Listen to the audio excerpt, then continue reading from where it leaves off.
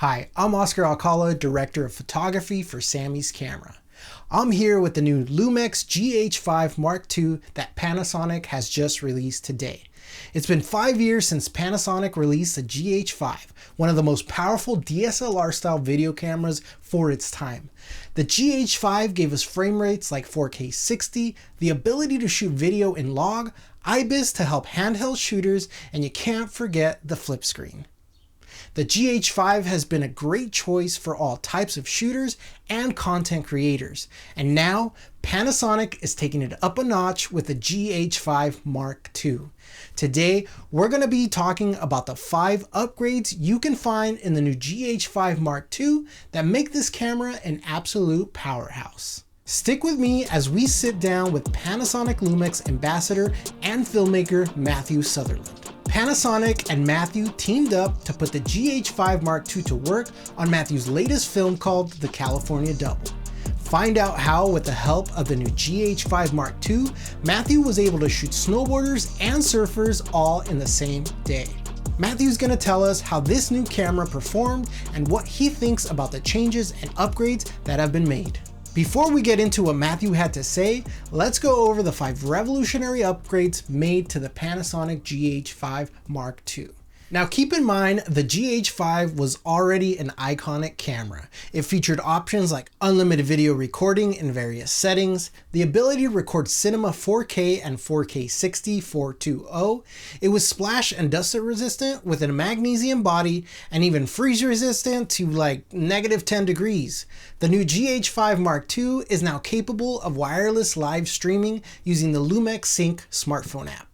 With the future firmware update, it will support wired IP streaming. Video can be delivered either as is or log recording for advanced post-productions. Next is the improved autofocus. A common complaint associated with the GH5 was its autofocus capabilities. Lumix cameras have since evolved and offer leading technology when it comes to autofocusing. The GH5M2 boasts high-speed, high-precision autofocus. It incorporates an advanced deep learning technology that detects specific subjects, humans, and fast-moving animals, including dogs, cats, and birds. Notably for humans, the eye, face, and body are tracked to provide even more precision focusing. The in-body image stabilization, or IBIS, in the new Lumix GH5M2 is further advanced, making it possible to use a 6.5 stop slower shutter speed compared with 5.5 stops on the previous GH5. While the size of the sensor is still the same micro four thirds 20.3 megapixels, it now features an anti-reflective coating that helps minimize ghosting and flares even when subjects are backlit. Finally, the 5th most noticeable advance is the new color profiles like Cinelike T2, which prioritize dynamic range, and Cinelike V2, which prioritize contrast. With these profiles, you can create an impressive look with warm skin tones and vibrant colors straight out of camera. I always say a camera is just a tool that when put in the right hands can create beautiful art. And with that being said, let's go find out what Matthew has to say about this camera and how he used it to shoot his latest film, The California Double. Alright guys, welcome. So we're here with Matthew Sutherland and we're here at Samy's Camera in LA on the 4th floor in the CinemaWorks department. And we've got a treat with you guys here today because Matthew has had the GH5M2 for quite some time now, and he's going to be talking about his new short film that's called The California Double, where we get to see sun and we get to see some snow. So let's check in with Matthew here. Let's ask him a couple questions about the camera and what he thought about it. I had this idea of showing off surfing and snowboarding in the same day because the surfing and snowboarding would kind of show off the enhanced auto tracking and the internal stabilizer that's been upgraded. So we basically made this film where this guy and girl kind of meet and have this first date where they go surfing and snowboarding in the same day. And as much as it's a great little love story, it's also kind of a love story for the state of California. I really wanted to show off the fact that like Los Angeles, Southern California is like one of 5 places in the world where you can surf and snowboard in the same day. And, you know, there's a lot of people like moving out of California nowadays, and I love California. I love Southern California, and I just wanted to kind of have a little love story to state of California, just as much as we get to see these two kind of fall in love at the same time. Yeah, it's fantastic. Getting your hands on this camera and getting to use it in the field, what are your first impressions of this camera? Well, I've been a huge fan of the GH5 for a long time. I think I was one of the first people to actually have the GH5, and I have a wedding film company, and we shoot lots of weddings on it. So I know the GH5 backwards and forwards, and immediately, like, I actually have the S1H as well, which is a full-frame cinema camera, and this is really like an S1H version in a GH5 body. So I noticed that it's definitely geared more and more towards a cinematographer, and the internal stabilizer was awesome. Like that's probably the star of the show to me. There's definitely some upgraded color profiles and like codecs and things that like you can shoot in higher resolution with higher bit rates, which is great. So you get better image quality, and at the same time, like you get these color profiles that you can shoot a film like we did and have very little color grading to worry about. You basically can shoot it, make it look great in camera, and then put it up online immediately. Yeah, I mean, one of my favorite features of the GH5 is obviously its portability, the flip screen, having the option to shoot in those different profiles and those different frame rates and everything. But one of the obvious advances here, and something that maybe the GH5 lacked, for its age, but now with, the new autofocus that's built into the S1 and the S1H, and now in this camera, how do you feel? Did that help you? I mean, obviously as cinematographers, we shoot a lot of manual, in manual focus, but having that autofocus in those like extreme, action shots, how did that help with your film? It was, I couldn't say enough good things about it. I as a cinematographer, only shoot manual focus. Like I literally talk to people all the time about how, you should have intention with your focus. But then I'm like, okay, they want me to show off the autofocus tracking. I'm going to write a story about a surfer and a snowboarder so that I force myself to use that autofocus. Yeah. I could not have done this film without it. I'm in the surf, in the elements, way underestimated Mother Nature and the power of the surf. And the ability for me to, kind of track a surfer, it did it all for me. And, like you can see it in real time, just following your subject, and you have the comfort of knowing it's tack sharp focus with that autofocus tracking. So that was really cool. And then obviously snowboarding, we're snowboarding down the hill backwards, trying to follow a snowboarder, and he's doing tricks, and we don't want to break our neck. So the autofocus tracking was invaluable. Man, I could imagine. I'm curious, obviously this is a new body, and it's not like we have, third-party manufacturers making these products yet, but how did you get the camera in the water? That is a great question. I'd first like to say a huge thank you to Autex Housing. Autex supplied the housing for the film, and the reason I chose them is I've been researching underwater housings. I knew we were going to have a film where we're shooting in the surf, but I had no idea what the camera body was going to look like. I had to prep this film, produce this film before I got to hold the camera body. So I'm like, what am I going to do? Like typically in underwater housing, you need like a square case that fits a specific body.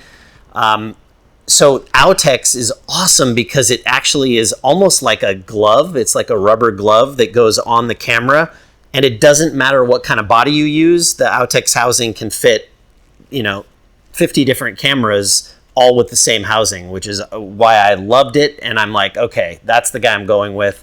And they were awesome. They were on set 3 out of the days that we were shooting, helping us with the underwater housing and making sure we knew what we were doing and how to use it right.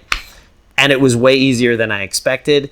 It was awesome, and you'll see in the production still. It looks so obviously it can cool. handle the surf. This camera has some great weather resistance. How do you feel it performed? Obviously going from the ocean, probably the hot sun, to up in the ice and the snow. Yeah, no, it's all weather sealed, thank goodness. Dropped it in the snow a couple times. One way to test it. Definitely, not on purpose, but that's exactly how it went down. Didn't crash with it, thank goodness. But yeah, it's totally weather sealed, and I had no problems with it turning on, turning off, basically handling the intense heat or the intense cold.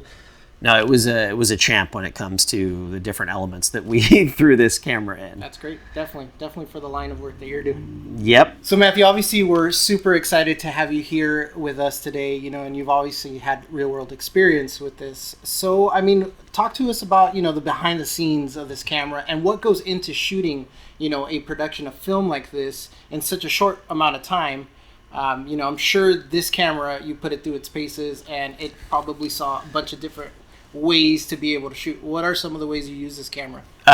Well, I definitely wanted to get this camera up in the air. Like, I wanted some really cool drone shots, and I contacted these guys from Drone Surf who had an octocopter. So we put it on a Matrix octocopter, which, you know, that thing can handle a GH5 just fine, but it was just really fun and nerve-wracking to see like our production model up in the air and flying over the water. That was really exciting and at the same time frightening. But wow, just the images that we're seeing on the monitor as it's flying through the air was really cool, and just capturing the surfers as they're cutting through the waves and things like that was a lot of fun. We had a great little cast, like Murphy and Allison. These are not actors, and they're surfers, and they're actually dating in real life. So they had some chemistry, which was really cool. But they were so great, and just how real they were on camera, and just how willing to play with us that they were. And so one of the updates in this camera is going to be the stabilization, although it was already very good with the GH5. But tell us about the new in-body stabilization in this camera and how it helped this camera go downhill. we were on the mountain at Big Bear and shooting like guys doing incredible snowboard tricks while we were snowboarding backwards and capturing them. I actually had a great cinematographer named Kyle Schaefer who snowboards and films snowboarders all the time that helped me out with the film. Okay. And yeah, I mean, seeing the internal stabilizer do its thing as we're going down the mountain, over jumps, and capturing snowboarders doing tricks and flips. Wow. There's a shot in the film that you'll see where basically Murphy and Allison kind of like fall, and he tries to help her up, and as he's helping her up, this snowboarder does a flip right over their heads, and I shot that in one take, thank goodness, because I didn't want the snowboarder to hurt himself. But yeah, it was pretty cool just to be able to float down the mountain a little, get them frozen, and then capture a snowboarder in action doing what he does best. And awesome. That was a lot of fun to shoot. But yeah, I mean, in the water and on the slopes, I think you can see from the film, like, the images are pretty rock solid, and literally all but one shot in the film is handheld. Oh wow. So I did there's a shot where the van kind of pulls up to the driveway, and I was on a Ronin kind of coming across the street on that shot. But everything else is handheld, and I have production stills that show me, like, obviously in the water, all that stuff is handheld, but on the slopes, all the stuff on the ground where you see them like holding hands and rolling in the sand, all that stuff is handheld. That's amazing. So obviously, being able to shoot something and control lighting is great, but talk to us about the new picture profiles in this camera and the existing ones, and how you can use these profiles, to go shoot at something like what you shot, where you're going from, one scene to the next, and lighting is always changing. Also, in the cutting room floor as well, being able to color grade and get that, put that touch of color in your film. How do you utilize the picture profiles in this? Well, one of the things they wanted me to do was to shoot the whole film in Cinelike D2 profile. So it's a new profile that is new to the G series, and it's very cinematic looking, and they wanted me to shoot the whole thing in that. Basically was a lifesaver in the sense that we had a very fast turnaround time on this. I basically had to write, produce, shoot, edit the film within 3 weeks. So I didn't want to spend a lot of time color grading, and they didn't want me to. They wanted to show what the image looks like basically coming right out of camera. So we just spent a lot of time, you know, like while we're shooting, making sure our white balance is correct and that, you know, we had the right exposure. So we could pretty much just tweak colors if they were, you know, if they needed it. But we did not do a color grade on this. What you see is really what you get out of the camera. And this profile is awesome. And that's really what they're doing. You know, like they want to go for, you know, like YouTubers who basically want to get a really nice look and don't want to spend a lot of time. You got to want to turn that around and put it online immediately because you got to make another film the next day, you know, like I rented a 1978 VW bus from this awesome company, Vintage Safari Wagons. And I that was like the third character in our film. And, you know, like she's a surfer, he's a snowboarder, and the van is where they kind of come together. And the driving is where their relationships really starts to kind of blossom and kind of come together. And I wanted that van, I wanted that bright red look that would look really cool against all the different like locations we were going to put it in. And it was a blast. It was the hardest thing in the world to drive. I haven't driven a stick shift in 15 years probably. So yeah, manual transmission going up and down the hills in Big Bear. I had about 20 cars behind me in line going up that hill, but it was a blast. I felt like I was, you know, 20 again and living out of a van for a few days. It was a lot of fun. Cool. So how long have you been a filmmaker? So I've been a filmmaker for probably 19 years. I mean, since I was in 6th grade, really. My dad was like the first one on the block that had one of those VHS video cameras with like, I don't know if people remember back, but I sure do. Of, you know, like you had like the VCR on your hip as you shot a camera and cables that ran to it.